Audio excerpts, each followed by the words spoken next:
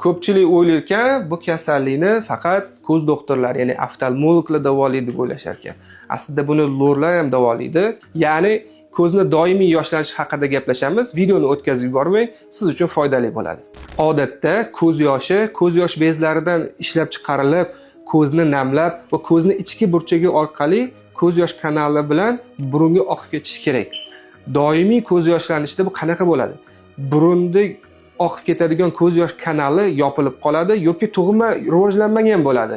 Ana o'shanaqa paytda odam yig'lagudek bo'lib, ko'zi yoshlanadi, ertalab turganda kipriklari bir-biriga yopishib qolgan holatda bo'lishi mumkin. Bu muammoni ham ko'z doktorlari, ham lor shifokorlari davolaydi. Farqi nimada?